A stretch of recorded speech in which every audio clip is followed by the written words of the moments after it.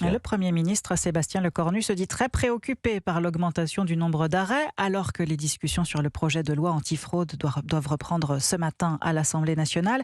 Yasmina Katou, la prise en charge de ces arrêts a coûté 12 milliards d'euros à l'assurance maladie l'an dernier, chiffre en constante hausse. Oui, en 10 ans, les dépenses liées aux indemnités journalières versées par la sécurité sociale en cas d'arrêt ont augmenté de 40%.